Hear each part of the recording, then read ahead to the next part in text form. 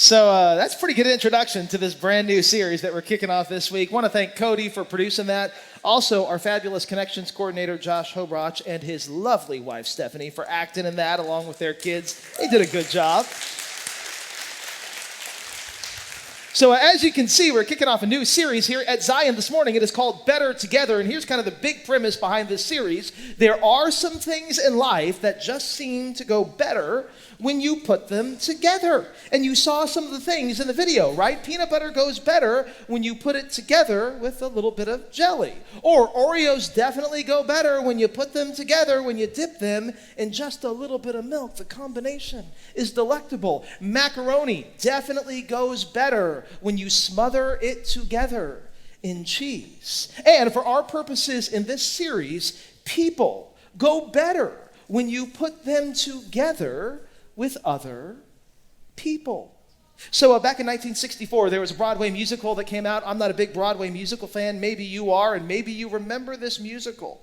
It was called Funny Girl, and there was a song out of that musical that has become very famous over the years, and the name of the song is People. And the opening line of the song goes something like this: we are people, people who need what? Because that's what is true. We are people who need people because we go better when you put us together. Except, of course, when we don't. Because let's be honest about something. Every once in a while, we struggle with being better when we are together. Maybe for you, it happened like way back when you were in second grade or third grade, and your teacher sat you next to your best friend on the first day of class, and by the second day of class, they had to separate you. Why? Because when you were together, you weren't better, you were just distracted. Or maybe for you, it's that nosy neighbor that you have that lives right down the street from you, and she's kind of the neighborhood watchdog. And so if you leave your trash can out an extra day, what does she do? She leaves you a note on the trash can threatening to report you to the HOA. She doesn't make your neighborhood better. She just makes everybody more paranoid. Or maybe for you, it's like your own kid, your own son, your own daughter. They've kind of hit that stage and that phase and that age where they really know how to push your buttons. You know what I'm talking about? And rather than making you better, they just make you angry. There are some times when people don't go better when we are together. But here's what you need to know. That is not the way that God originally designed us to be.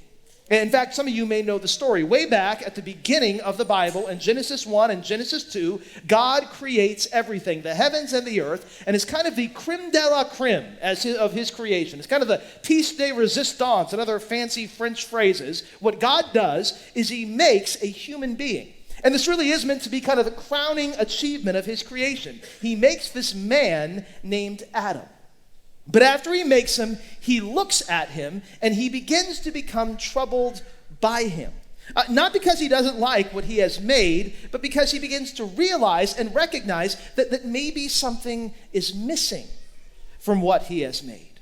And so in Genesis 2 verse 18, as God is kind of thinking about this, he finally says, you know what? I don't think that it is good for the man to be alone. And so what does God do? He makes human being number 2.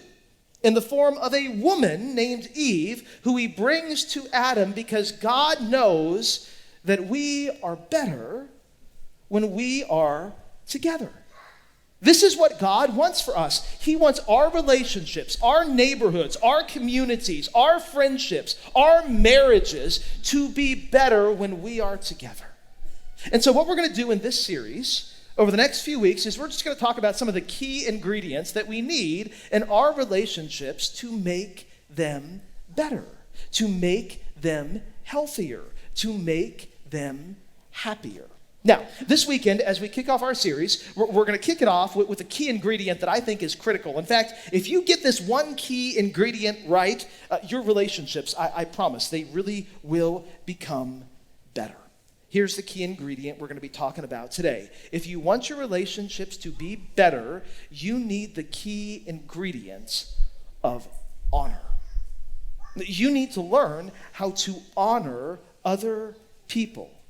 Because when you do, you will become better when you are together with them.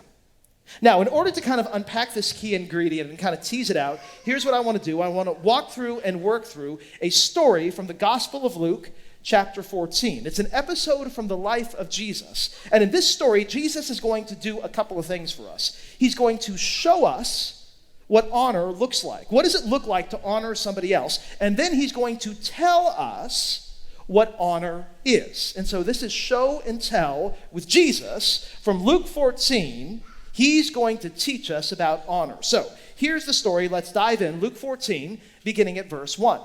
One Sabbath, Jesus went over to eat at the house of a prominent Pharisee. Now, I need to pause right there, set just a little bit of context here for you. As the story opens, Jesus is going over to the house of a Pharisee. Now the Pharisees in first century Jewish society were kind of like spiritual and religious elites. They were the religious scholars of their day. They knew their Bibles forwards and backwards. Not only that, they also prided themselves on being very pious people. They were people who were very proud of their moral rectitude. They tried to follow all of God's laws to the letter. They walked the straight and narrow, and they lived life as a straight arrow. Now, here's the other thing you need to know about the Pharisees. The Pharisees, just kind of as a collective group, they were very suspicious and skeptical of Jesus. And part of the reason they were very suspicious and skeptical of Jesus is because while they were trying to be people with high levels of moral rectitude, Jesus hung out with people who were a little bit like more morally loose, is a good way to put it. Jesus hung out with a bunch of morally questionable people. For example, if you read through the Gospels, you find out that Jesus hung out with folks like tax collectors.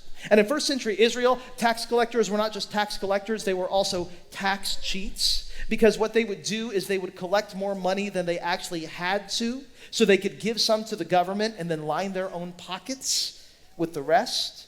That's kind of morally questionable. Jesus was also well known for hanging out with prostitutes, and even in our day, I don't need to say much more than that, because that is most definitely morally questionable. And the Pharisees were suspicious of this because they believed that you were kind of, defined by the company that you keep. And so they wondered if Jesus' company was actually kind of like a secret indicator of his own moral looseness. But you've probably heard the saying before, okay? You keep your friends close and you keep your enemies what? Closer. Which is why one day in Luke 14, there's this Pharisee who doesn't like Jesus. He's an enemy of Jesus, but he invites Jesus over to his house to eat. He invites Jesus over to his house for a dinner party.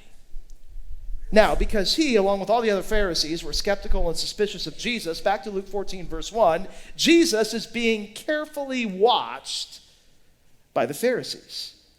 Because they want to see if he's going to make some sort of a moral slip-up. If he's going to confirm their worst suspicions about him.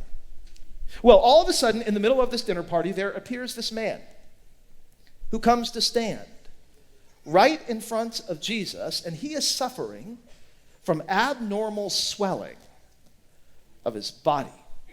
In our day and age, we would call this something like edema. Edema is kind of like where your skin swells and your complexion gets really poofy. A lot of times your skin will become so swollen that it'll turn purple and discolored. And the problem with edema is that it's usually a symptom of like a serious underlying illness. For example, kidney failure can cause edema, or even heart failure can cause edema. And so when this man comes to stand before Jesus, he's kind of in the middle of a health crisis. Now, he wasn't invited to this dinner party, but he gets into this dinner party because he knows that Jesus has developed quite a reputation for being like a miraculous healer. In fact, so far in the Gospel of Luke, Jesus has healed a bunch of different people of diseases that were even worse than his. So far in the Gospel of Luke, Jesus has healed a paralyzed man. He's made him walk. He's healed a paralyzed woman. He's made her walk. He's healed a man with leprosy, which was like a dreaded first century skin disease. He's made their skin clean. He's driven out a lot of different demons out of a lot of different people. He healed a woman who was a hemophiliac for over a decade. She had been bleeding for 12 years, and Jesus was able to stop the bleeding. He was able to heal the son of a soldier who was near death, and he was actually able to raise 2 people from death. And so this man has heard about Jesus and all of his healings, and he's hoping maybe that in the middle of his health crisis, Jesus can heal him too. Now, this man's health crisis, it turns out, actually is an opportunity for the Pharisees. Because if Jesus was to heal this man in the middle of this health crisis, this healing would come with a hiccup. And here's the hiccup. The day on which this man asks to be healed, and the day on which this dinner party at this Pharisee's house is being held, is a Sabbath day. Back to Luke 14, verse 1. It's on one Sabbath that Jesus is invited to go eat at the house of this prominent Pharisee.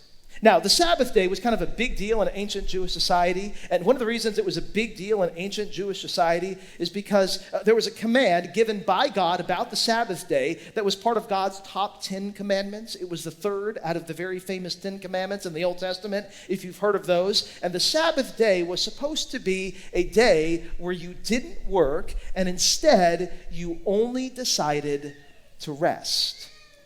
But here's the hiccup in Jesus' healing. It turns out that healing, a lot of times, can be pretty hard work.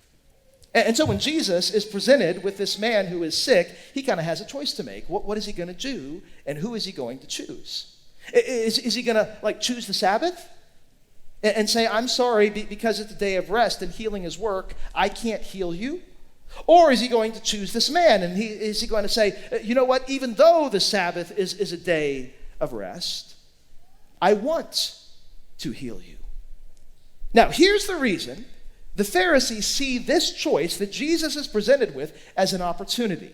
They believe that no matter what Jesus ultimately decides to choose, he will inevitably lose. Because no matter what decision Jesus makes, the Pharisees know they can hold that decision against him. Because if Jesus decides to honor the Sabbath day and not do any work and keep the third commandment out of God's top 10 commandments and say, I'm sorry, I can't heal you today because it's the Sabbath day and I don't want to work, I want to rest, the Pharisees can point to Jesus and say, see, he cannot help you. And so if you're sick, you better not get sick on the Sabbath because ER Jesus is closed on the Sabbath. You'll just have to wait another day. And by the way, I hope you don't pass away. And all of a sudden, Jesus' reputation as a healer is going to be like shots because he's closed even when an emergency situation presents itself. But if Jesus decides to break the Sabbath and do a little bit of work on a day of rest, then the Pharisees' worst suspicions will be confirmed.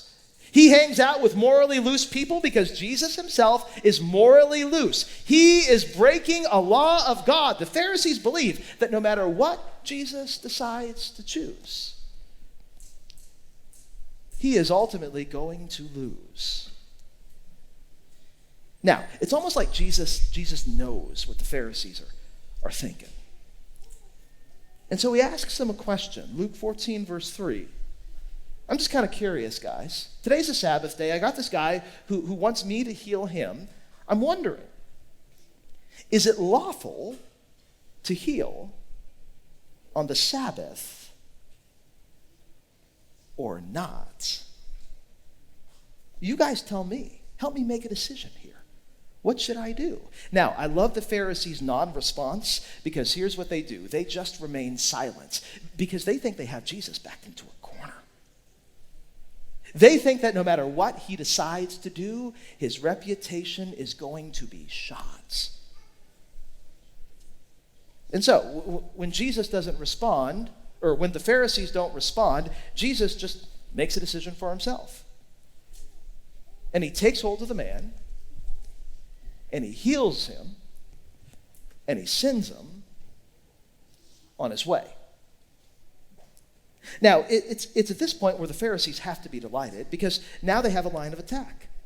Because no matter what Jesus decided to choose, they had something they could use to attack him. And so now they're going to have their worst suspicions confirmed. They're going to be able to say of Jesus, you see, Jesus did work on a day that was supposed to be devoted to rest. Yes, we know this man was sick. Yes, we know this man was ailing. But God's law is more important than this man's sickness. And Jesus just broke God's law because he is morally loose. They think that Jesus' reputation at this moment in time is going to be shot. Well, it turns out that actually it's not. Because Jesus has a follow-up question to his first question, and here's the follow-up question to his first question.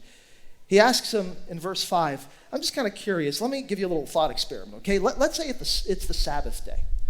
And one of you, has a child or an animal, an ox, that falls into a well. Even if it's work on a day that's supposed to be for rest, won't you Pharisees rescue the child or the animal? Now, part of what makes this question so brilliant is that Jesus, with this question, is picking up on a debate that was live and hot in the first century. Because there were some Jewish religious leaders in the first century who taught that even if somebody found themselves in a life and death situation, an animal or a person, if they found themselves in a life and death situation, like they fell into a well and they needed to be rescued or they would die, there were some first century Jewish religious groups who said and taught that you should let them die.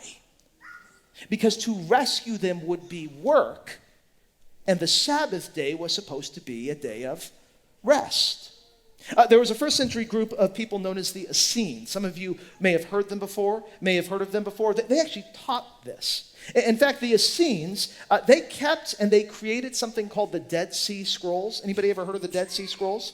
And the Dead Sea Scrolls actually have a record of what the Essenes taught about what you couldn't do if somebody was in need of rescue on a Sabbath day. The Essenes said that even if an animal falls into a well or a pit, you cannot lift it out during the Sabbath. You just got to let it stay there, and maybe it'll make it till the next day, but if it doesn't, it's just going to die, and that's just the way it needs to be. In fact, even a human being, let's say they fall into a body of water, a lake, a stream, a river, a pool. If it's the Sabbath day, you got to let them drown. Because to throw them a ladder or to throw them a rope, that'd be work. And the Sabbath is a day for rest.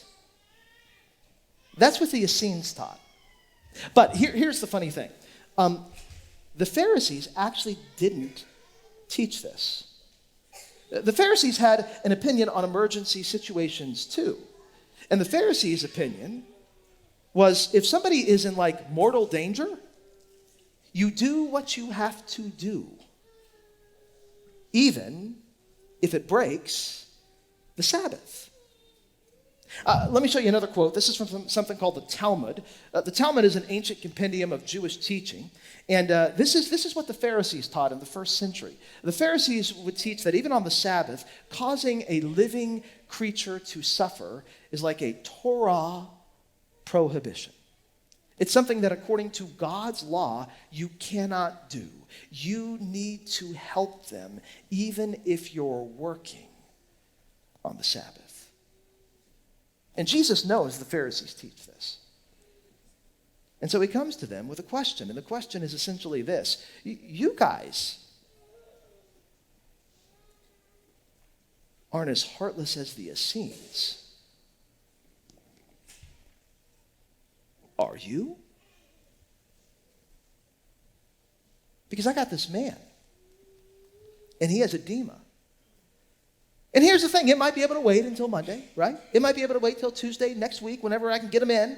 But it might not be able to wait because we don't know what this guy's underlying condition is. This could be his last day on earth. This could be a true emergency. The difference between me working and me not working could be the difference between his life and his death if he's in the middle of kidney failure or if he's in the middle of heart failure. And so according to your own tradition, and your own exception to the rules, this is something that I need to do, Pharisees.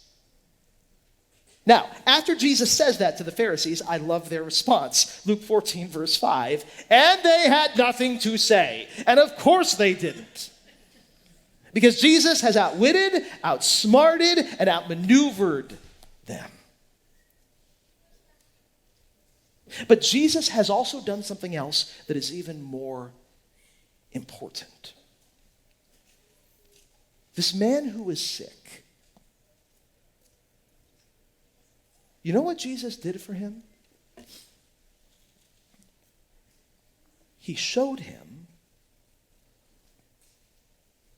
honor.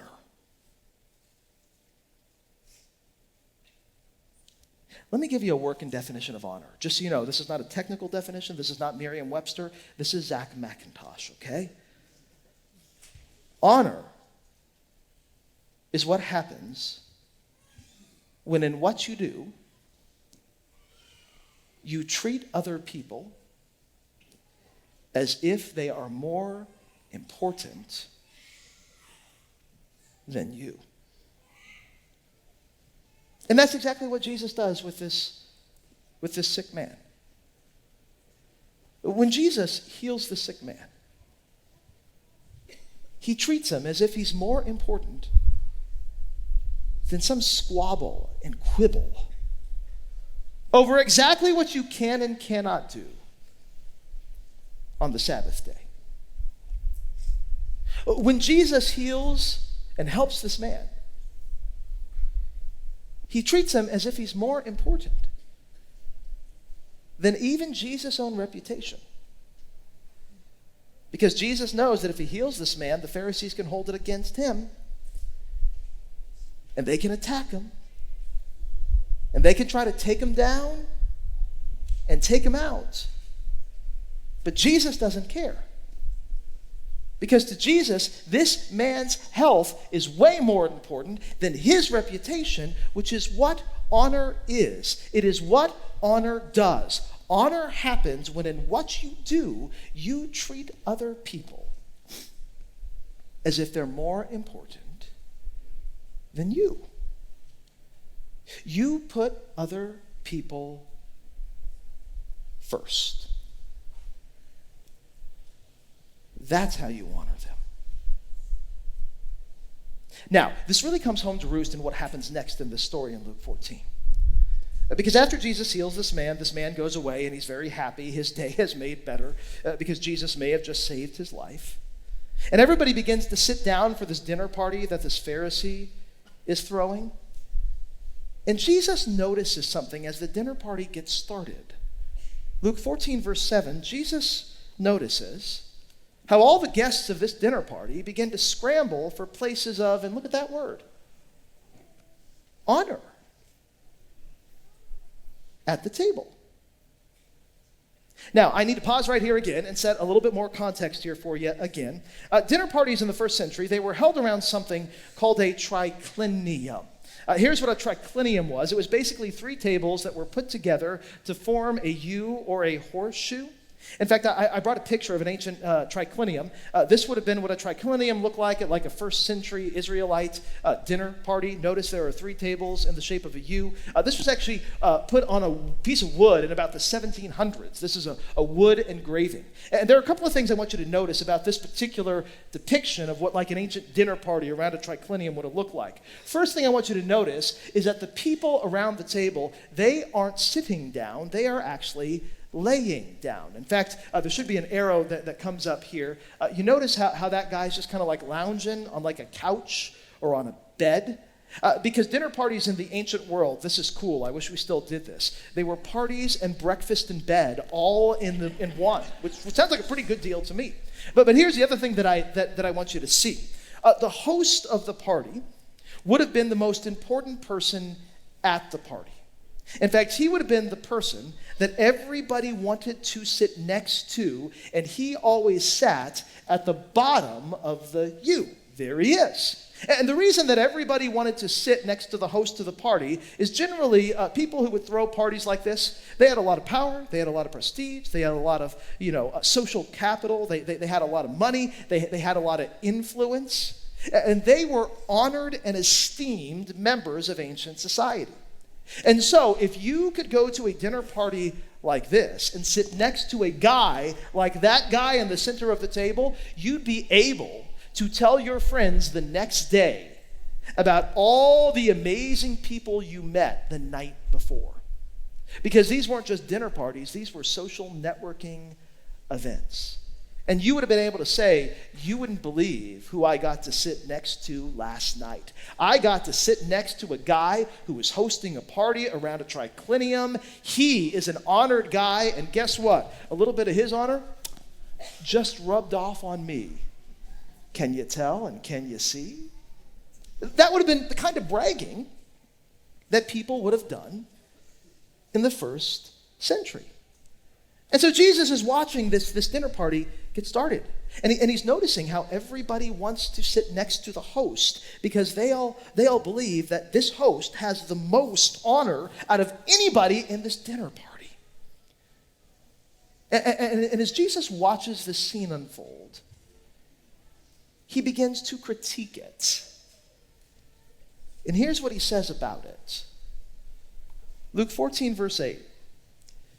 If somebody invites you over to a dinner party, a feast like this, rather than like scrambling to get next to the host, the guy who has like the most honor in the room, don't do that. Don't take the place of honor, and here's why. You never know who else is on the guest list of this dinner party. And a person who is like more distinguished than you, who's more accomplished than you, maybe has more prestige, more power, more money than you, may have also been invited too. And so if you take a seat right next to the host, and then a guy who's like really important comes and wants to sit right next to the host who invited both of you will come and say to you, listen, I know you thought that when I invited you to this dinner party, you were flying first class. I hate to break it to you, buddy, but you're flying standby. And so I got to bust you down to seat C33 in economy. And you're going to have to give this guy, who really is flying first class, your seats. And you're not going to be honored. You're going to be humiliated. Because you're going to have to take the least important place. And so do this instead, Jesus says. When you're invited to a dinner party like this, just start at seat C33 in economy. Pretend you're flying standby. Start at the lowest place so that when your host comes, he's going to say to you, friend, I got an upgrade for you. Come on up to first class and move up to a better place. And then when you do that, instead of being humiliated, you're going to get what you want. You're going to be honored in the presence of all the other guests. And then Jesus finishes it up by saying this. He says, for all of those who are desperate to like honor themselves, to look important, to get a seat next to the host, they're going to be humbled. In fact, in some cases, they're going to be humiliated. But if you're willing to be humble, then you're going to be the one to get honor. Here's what Jesus is trying to say. He's saying that in this world, in his world and our world too, a lot of people conceive of honor as something that you can somehow achieve. I can achieve honor just by getting that seat that is real close to the host who has the most honor out of anybody in the room. If I'm seen sitting next to him, then I'll achieve honor. I can achieve honor by winning the race and coming in first place and getting that medal, because when I wear the medal, everybody will look at me and go, wow, and I'll achieve honor. My team can achieve honor by going to the championship and winning the championship and getting the trophy, because everybody around us will go, wowee, you guys are the best. And we'll be honored above everybody else. I can achieve honor by making the big deal for my company and getting the promotion in my company. Because then everybody will look at me and be maybe even a little bit jealous of me and want to be like me. And I'll get a lot of honor for me. But what Jesus is teaching here in Luke 14 is this. He says, actually, you know what? Honor works better not when it's something that you try to achieve, but instead when it's something that you're willing to receive. In other words, instead of you trying to honor yourself, you let other people honor you. So rather than trying to clamor and climb up high to the host, you sit in a place that is low and be invited to sit up there. Rather than always having to be at the front of the line, you start at the back of the line and be invited up to the front of the line. Rather than clawing your way to the top of the hill, you race to the bottom and get invited to the top of the hill. In other words, Jesus is saying, in any room that you walk into, if there's a bunch of other people in it, here's what I want you to do. I want you to treat everybody else in that room as if they're more important than you. Because that's what honor is. And that's what honor does. I love these words from Romans 12, verse 10. Honor one another, and then notice the preposition here. Above yourselves. Look at other people as more important than yourselves. And here's the reason this is so important. If you think that honor is something that you try to achieve, you will do just about anything you can to achieve it. You will step on other people. You will use other people. You will manipulate other people. You will lie to other people. You will lie about other people. You will tell the truth about other people in front of your friends, especially when that truth about that other person is really bad. So you can push them down and you can build yourself up. But here's the problem with trying to achieve honor that way. People don't like to be treated that way. And if that's how you go after honor, you know what? Your relationships are not going to be better when you're together with them. But if you're willing to go last instead of first, if you're willing to race to the bottom instead of clawing your way to the top, if you're willing to sit in the cheap seats and give somebody else the best seat, people love to be treated that way. And you know what? Your relationships, when you treat other people that way, I promise, they will get better. I mean, really, we're all presented with a choice. Which is more important to us? Our honor or our relationships? You got to choose one. Here's how far Jesus finally takes this, okay? I want to show you another picture. This is a picture of the ruins of an ancient town in Greece. This is the ruins of a town called Philippi. Now, Philippi was actually named after an ancient Greek king. He lived in the 4th century BC. His name was Philip of Macedon. Now, you may not know who Philip of Macedon was. He was kind of lost to history, but I bet you know who his son was. Okay, Philip of Macedon, after whom the town of Philippi was named, had a son. His name was Alex. Now, we know Alex in history, not as Alex, but as Alexander the Great. Anybody ever heard of him before? Okay, he was the guy who conquered the whole world.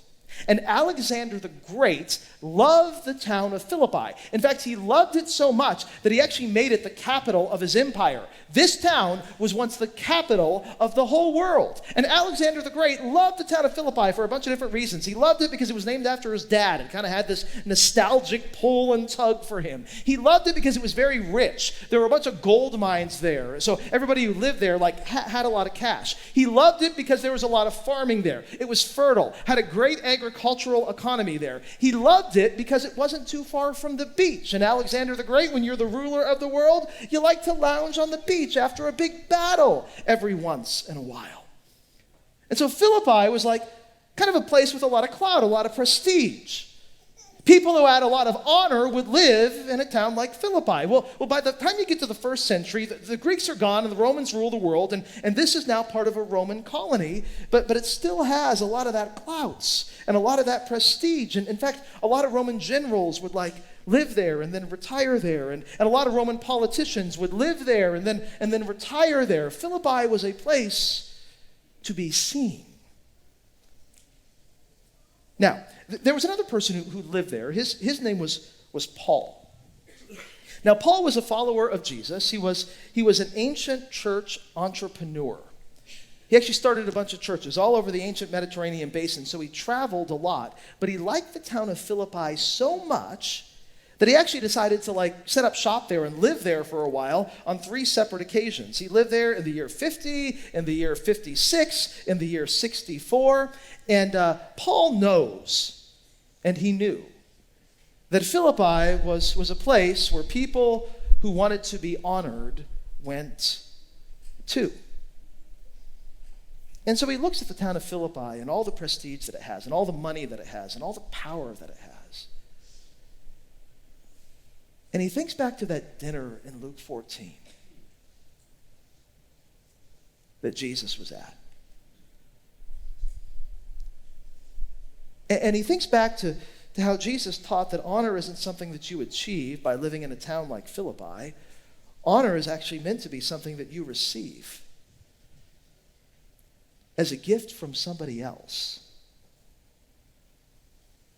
And Paul begins to realize that this was something that Jesus didn't just preach. This was something that Jesus practiced in the most profound way possible. And so what Paul does is he writes a letter about Jesus and about his definition of honor. And he sends it to a group of Christians in this town, Philippi. We have it in our New Testament as the book of Philippians. And in the middle of this letter, Paul says this in Philippians 2, verse 6. He says, Jesus was in very nature God. Let me give you a quick theology quiz here. Is anybody more important than God? Is anybody more honorable than God? Yes or no? The answer is no. Okay. Now, Paul says Jesus was God. So, that means, is anybody more important than Jesus? Is anybody more honorable than Jesus? Yes or no? The answer is no. And so Jesus, if he wanted to, could have marched into a dinner party like he did in Luke 14 and said, look at me. I'm God. And nobody's more important than me. The seat for the host, that should be reserved for me because I have the most honor of anybody. But Jesus doesn't do that. He doesn't flaunt his status as God. In fact, he doesn't consider his equality with God something to be used to his own advantage, to get him really good seats at dinner parties. Instead, he actually emphasizes a completely different part of his nature. In fact, he takes on the very nature, Paul says, of a servant.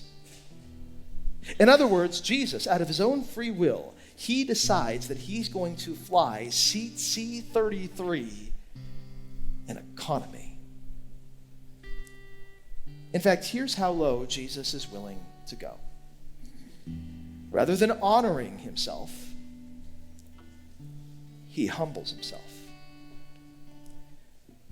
And he becomes obedient to death, even death on a cross. Now, why was this something that Jesus was willing to do? Here's why. It's because he looked at you.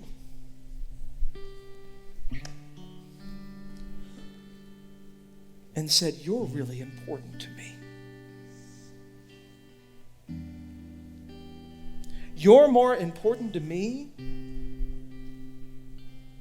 than some quibble over what it means to keep the Sabbath day. You're more important to me than my reputation among religious leaders. You're more important to me than even my own life, which is why I will give my life for you, because that is what honor always decides to do. And the results of honor that looks like that, the results are amazing. Because when Jesus is willing to give his life on a cross, here's what it does. It makes our relationship better when we get together with God. In fact, it makes our relationship eternal, because we will live forever with God. You see, my friends, that's what honor can do. And so now it's our turn too. Paul says in Philippians 2 verse 5, use this as a model for your own relationships. And your relationships with each other, do what Jesus did. Have the same mindset that Jesus had. In what you do, just treat everybody else as if they're more important than you, and watch what happens. Because it'll be amazing. So, here's the question I'd leave you with. Will you? Is honor something that you will sign up for and do? I know it's challenging, because I know there's that one person. I know there's that one person that you don't want to honor because you don't even like them. But will you? Because Jesus did it for you first. I'll let you in on a little secret, okay? There are people who would be honored to be honored by you. And if it's something you can bring yourself to do, you know what? You'll bless them. They'll be better for it. And you know what? It's the right thing to do. So you'll be better for it too. Here's what I'm saying. If they're better when you honor them, and you're better when you honor them, that means you're both better together. And that sounds like what this series is all about. Let's stand and pray. Heavenly Father, may we lean into this calling and live out this calling in what we do. May we honor all of those around us, and may we say that these people are important. They matter to you. They matter to me. May we treat them as if they're more important than us, not because inherently they are, but because this is something that you've called us to. And may it make our lives, our world, and our relationships better as we live in this together. And we ask this in Jesus' name.